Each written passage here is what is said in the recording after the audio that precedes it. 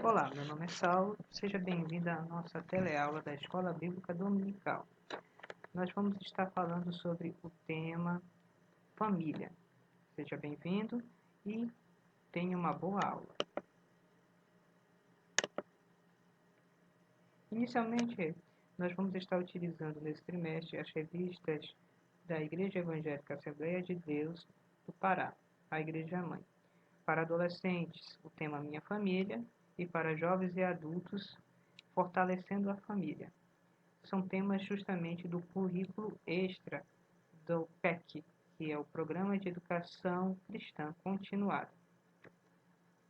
A lição de número 1 tem como tema Família, uma instituição divina. Textual é Gênesis capítulo 1, verso 28.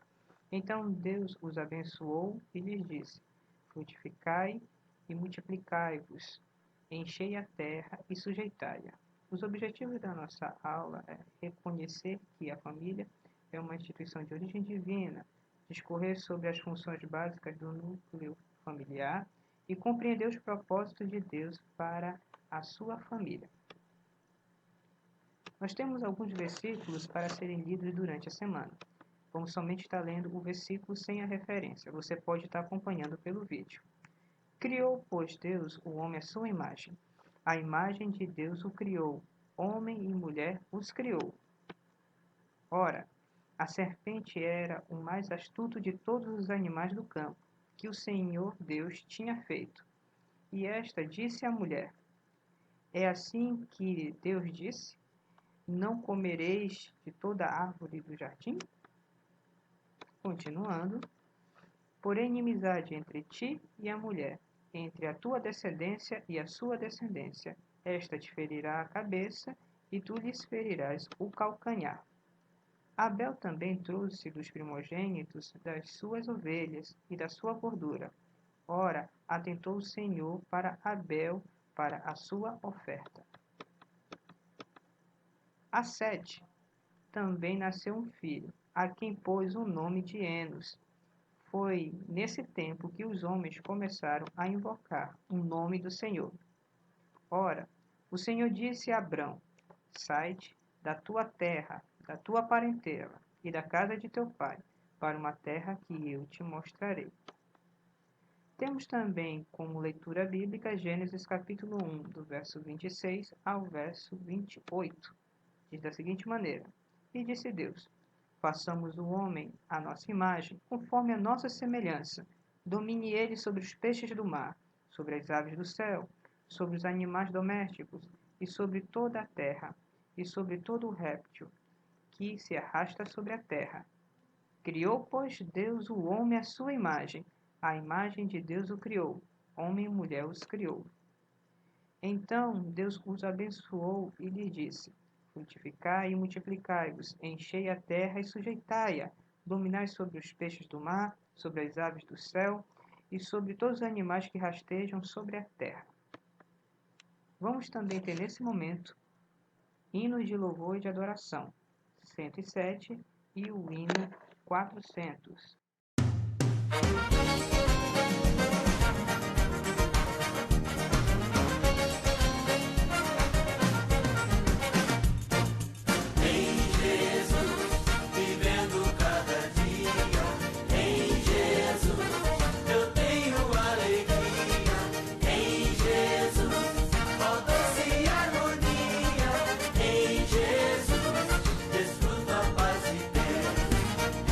Jesus, na rocha e na balada.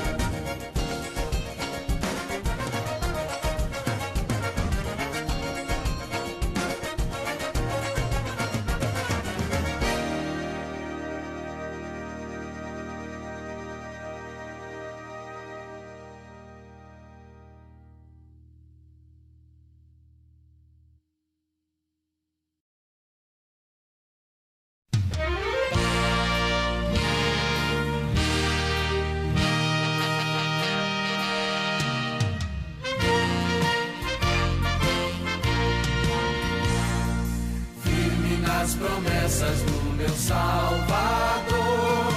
Cantarei louvores ao meu Criador. Vivo na dispensação do seu amor, firme nas promessas de Jesus.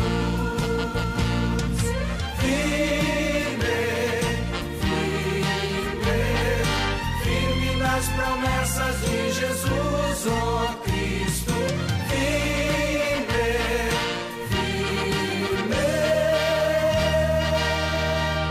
Sim, firme nas promessas de Jesus. Firme nas promessas, hei de não falhar. Quando as tempestades vêm me assolar, pelo verbo vivo hei de batalhar. Firme nas promessas de Jesus.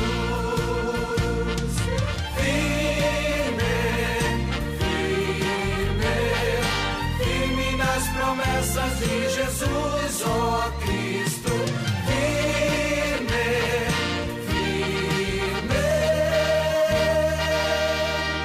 Sim, firme nas promessas de Jesus.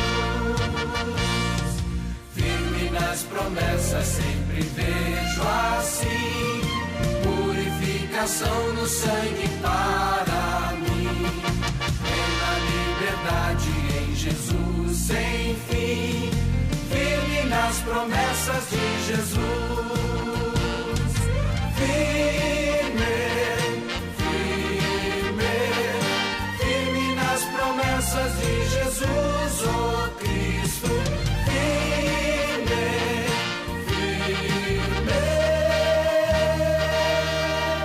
Sim, firme nas promessas de Jesus.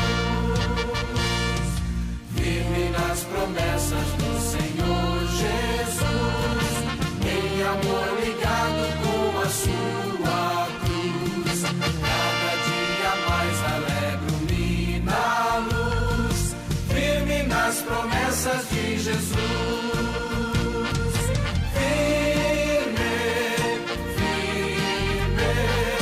Firme nas promessas de Jesus, ó Cristo.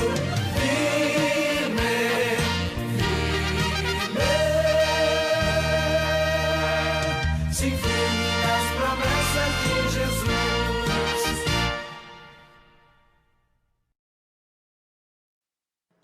Vamos falar sobre agora o resumo da nossa lição. Primeiro, a origem da família, dividido em a primeira instituição, a primeira família, o pecado e as suas consequências. Parte 2, a família, a finalidade da família, dividido em companheirismo, realização mútua e geração e educação de filhos. Parte 3, o propósito para a família, dividido em crescimento pessoal, cultuar a Deus e canal de bênçãos. E, por fim, aplicação pessoal. Vamos iniciar. Dentro da nossa introdução, fazemos a seguinte pergunta para que você possa refletir. O que é uma família? Qual é a finalidade da família? Quais os propósitos da família? Primeiramente, segundo Câmara, na página 6, que é justamente a comentarista principal da nossa revista, a pastora Rebeca Câmara, diz da seguinte maneira: a família é a mais importante instituição criada por Deus para a formação e equilíbrio da sociedade.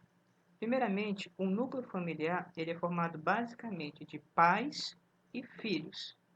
E por meio da família que o plano de Deus se realiza na humanidade, porque Deus ele abençoa a família como seu propósito e seu alvo.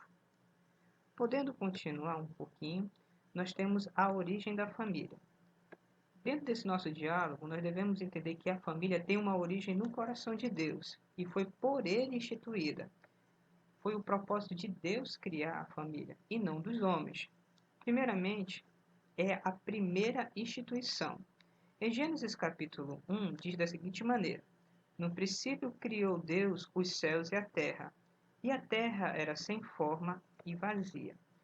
E também diz no verso 12 que Deus criou a natureza e todas as coisas, e disse que tudo era bom. Então, toda essa criação que Deus fez é boa e foi por Deus criada boa. E também coloca que o homem foi criado à imagem e à semelhança de Deus, a partir do barro, a sua costela, dali criou Eva. É interessante a gente lembrar que até então, no capítulo 1, no capítulo 2, não existia o nome Adão, somente homem e mulher. Esse significado vem justamente depois, originando com a palavra Adão, que tem um sentido de terroso no hebraico original. E é interessante a questão de Deus ter tirado de Adão para ter criado Eva. Nós vamos falar um pouquinho mais disso na próxima sessão. A primeira família. No verso 28, coloca de maneira bem clara que Deus idealizou a família ao criar o homem e mulher e determinou: frutificai e multiplicai-vos, enchei a terra e sujeitai-a. Foi a missão que Deus deu para nós, né? Primeiramente, é simbólico ter tirado Deus das costelas de Adão para ter criado uma companheira e uma auxiliadora, conforme está no capítulo 2, verso 18. A união do casal ela é vista como um pré-requisito para a formação da família. Precisamos ter inicialmente um casal. E para ser criada essa família, Deus olhou um objetivo. Primeiramente, disse que não é bom que o homem fique só. Então, criou essa adjuntora. E, por segundo, propagar a própria espécie humana. Quando nós podemos ler que não é bom que o homem fique só, não entenda somente o homem como gênero masculino. Entenda como o ser humano. Também não é bom que a mulher esteja só. Deus colocou essa necessidade no coração do homem, no coração da mulher, e também com essa necessidade a possibilidade de propagar a espécie por meio dos seus filhos. Gênesis capítulo 2, verso 24, já deixa a orientação para criar as famílias. Interessante que colocou em Gênesis capítulo 2, verso 24, na primeira família já disse, já instituiu o que iria acontecer. Portanto, deixará o homem o seu pai e a sua mãe, e unir-se-á a sua mulher, e serão uma só carne. Nesse sentido, Deus ele vê o casal como uma união. Se torna como se fosse um só corpo. Mantém as suas individualidades, as suas personalidades, os seus pensamentos. Mas diante de Deus existe uma união, como diz a palavra do Senhor.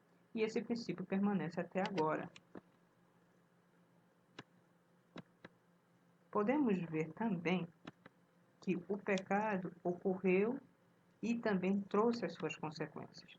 Primeiramente, o pecado é a origem dos males que assolam a humanidade e tem muitos deles como alvo a destruição da família. Satanás tentou ofuscar o plano de Deus por meio da transgressão e por meio do pecado.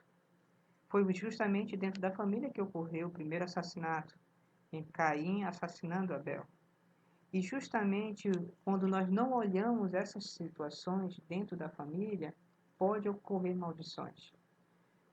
Segundo a passagem bíblica, na queda do homem, em Gênesis capítulo 3, vai colocar de maneira bem clara que o homem ele foi condenado a sustentar sua família por meio de suor e dores. Por meio do seu esforço, ele iria trazer o sustento, a manutenção da sua casa.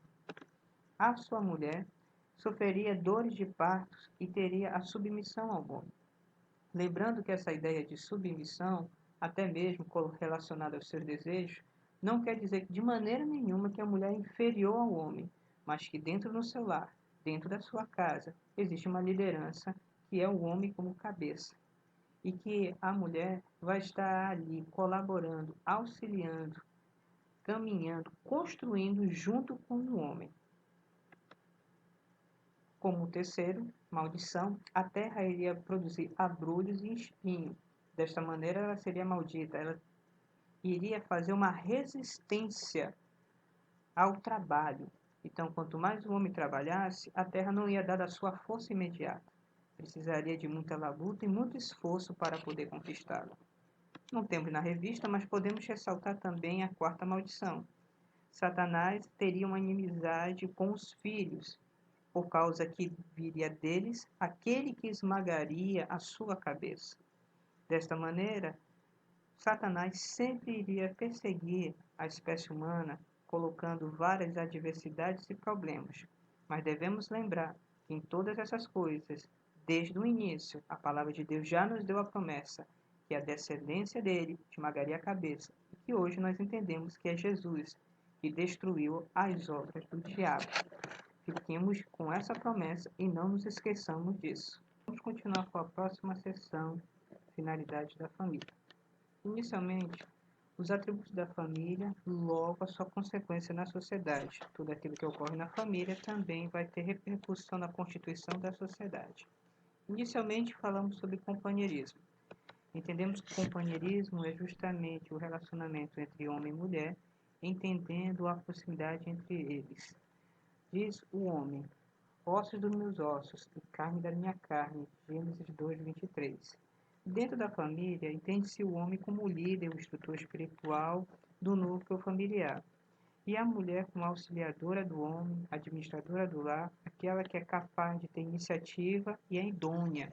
É bom lembrar que a palavra idônea quer dizer capaz, qualificado ou simplesmente a pessoa que tem competência para algo. Nesse verso, então, coloca justamente que de maneira nenhuma a mulher é inferior do que o homem, mas simplesmente que na questão do lar, o homem representa e responde a Deus, é o líder, e a mulher ela é capacitada para poder acompanhar, construir, edificar e fazer o seu lar e as coisas que é colocada diante dela. Temos exemplos de casais felizes e que vencem batalhas, e justamente o seu companheirismo é evidenciado, como Abraão e Sara, Boaz e Ruth, Eucana e Ana, José e Maria, Áquila e Priscila. Lembrando que alguns desses casais não tiveram filhos, outros tiveram filhos tardiamente, mas sempre homem e mulher andando, batalhando juntos. Esse companheirismo evidenciou em toda a sua vida. Também temos a realização mútua. Foi dada a expressão do amor também através do relacionamento sexual. O sexo não é consequência do pecado. Antes da queda, ele foi abençoado por Deus em Gênesis 1:28, como diz a palavra de Deus, né? Multiplicai-vos sobre a terra, frutificai-vos, né? O plano de Deus, logo, é que esse relacionamento sexual seja pleno e que trabalhe e dê como bênção. Venhamos entender como está escrito em Provérbios 5, que diz que nós devemos justamente beber e nos saciar do nosso manancial, não procurar por poços com águas rotas ou águas imundas, né? Ou impuras. Então, o conselho justamente é que o homem tenha a sua mulher, ou a mulher o seu homem, e que possa se saciar ali e não buscar fora em águas impuras, que pode até saciar a sede, mas é impura, pode trazer contaminação. Desta forma, mantém a saúde do casamento. O investimento para manter-se puro antes do casamento com a castidade vai te auxiliar a ser fiel durante o casamento. É uma muralha de proteção e bênção. Antes do casamento, quando você justamente aprende a ser fiel e espera até casar. E quando você é casado, você justamente não vai procurar outras pessoas. Isso vai impedir com problemas emocionais, dificuldades, especialmente com as alianças trincadas e quebradas, com a desconfiança por achar que talvez aquela pessoa, aquele cônjuge, não é mais fiel e que pode estar tendo outros relacionamentos. Como diz a palavra, honrado seja entre todos o matrimônio e o leito sem mácula, pois aos devassos e adúlteros Deus o julgará. Hebreus 13:4. Podemos colocar também como continuação da realização mútua que, biblicamente, o sexo não é somente para a procriação. Primeiramente, casais que não possuem filhos devem manter a sua intimidade e preservar nela, e usar justamente como um formato de união entre o casal. Exemplo de casais na Bíblia que não estão demonstrando que houveram filhos, mas se mantiveram juntos. Áquila e Priscila, que foram líderes da igreja no Novo Testamento, Lapidote e a juíza Débora, que foi chamada depois de mãe de Israel, investiram seu amor, sua capacidade na obra do Senhor, e Deus os abençoou tremendamente, mesmo não tendo filhos. A palavra de Deus diz também em Eclesiastes 9:9: goza a vida com a mulher da tua mocidade. Pois depois de uma certa idade, a mulher pode parar de ovular, menstruar, ou o que nós chamamos de costume das mulheres, e não ter filhos, e ter uma idade cada vez mais avançada. Mas nem por isso deve deixar de ter a sua intimidade conjugal, o seu prazer com seu marido. Essa realização proporciona um companheirismo e colabora para a união do casal. Assim, por fim, nas finalidades, a geração e a educação dos filhos é de primordial importância. A palavra de Deus diz em Salmo 127: os filhos são herança do Senhor. É uma bênção que deve ser cuidada com todo o amor. Lembrando que não é simplesmente colocar no mundo, sustentar ou dar recursos financeiros e materiais. Deve o casal, ambos, homem e mulher, se responsabilizar em amá-los, educá-los e protegê-los.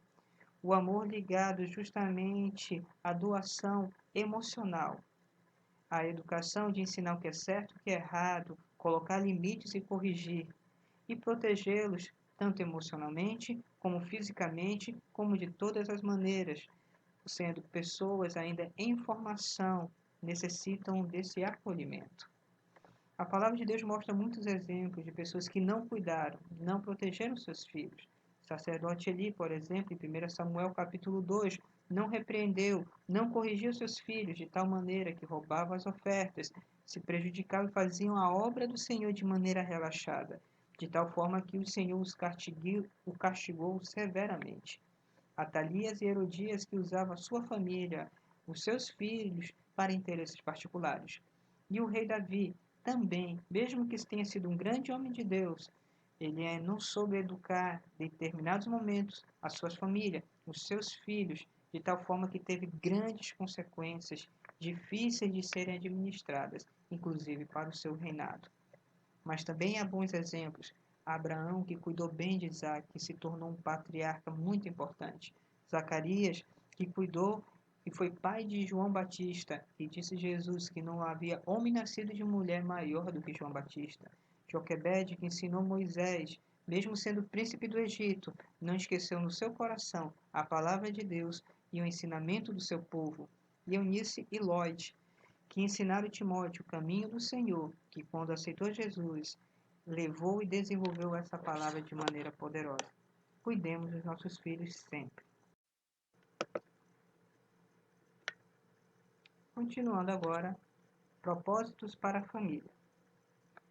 Inicialmente, a família é um núcleo de bênção para os membros e para toda a terra. Primeiramente, é na família que ocorre o crescimento pessoal.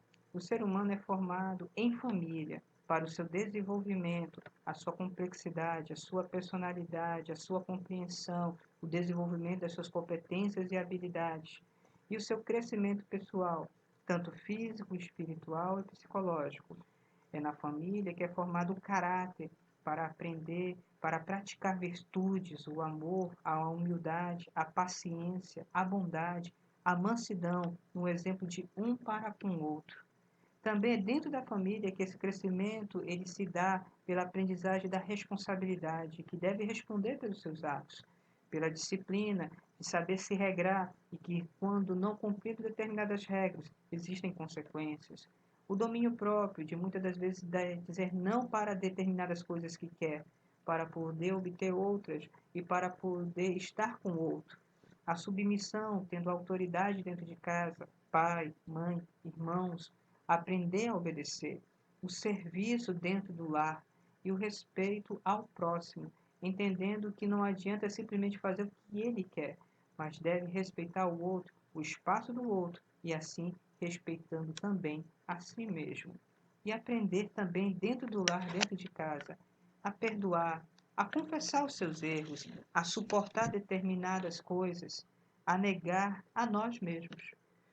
Também a autoridade com amor se aprende dentro de casa, que não é simplesmente querer mandar e ter poder sobre o outro, mas que toda autoridade ela é feita para servir, abençoar e engrandecer o outro. A gratidão para poder agradecer as coisas pequenas, as coisas grandes, a brandura e aprender a sofrer com dignidade. Muitas das vezes, coisas justas ou injustas, nós aprendemos dentro do lar. Por isso que as coisas que ocorrem é para o nosso crescimento pessoal e nos tornarmos seres humanos melhores. Também podemos colocar como propósito da família cultuar a Deus. É no lar que nós aprendemos a cultuar, aprendemos a termos um relacionamento com Deus por meio dos valores, experiências mútuas e individuais. Oração dentro de casa, agradecer o alimento, ler a Bíblia, começar a reconhecer os seus erros e querer mudar, pedir forças do Senhor. É muito difícil ser crente em casa. Muitas das vezes é mais fácil ser crente na rua, mas ser um servo de Deus dentro de casa, com as pessoas que nos conhecem, nossas qualidades e defeitos. Deus quer que nós aprendamos a ser isso dentro de casa. Então, mostrar em família o primeiro assassinato por não aprender a cultuar o Senhor da maneira correta. Mas a restauração houve dentro da família também, quando os filhos de Enos começaram a buscar o Senhor. Então, a restauração de uma sociedade começa dentro das famílias, justamente em colocando aquela família, colocando no centro dela a presença de Deus, os mandamentos do Senhor, a vontade divina. A família unida cultua o Senhor e faz grandes progressos, grandes crescimentos, e Deus abençoa poderosamente. Quero ressaltar aqui Josué, capítulo 24, verso 15, que diz: porém eu e minha casa serviremos ao Senhor. Desta forma, estamos caminhando para a finalização e podemos dizer o seguinte, que a família é um canal de bênção. Normalmente, a violência e a destruição está ligada à desagregação familiar, a sua destruição em razão da idolatria ou da retirada de Deus do centro da família. A família, a Bíblia Sagrada fala justamente da família de Noé, que no seu reinício houve a restauração pela família de Noé.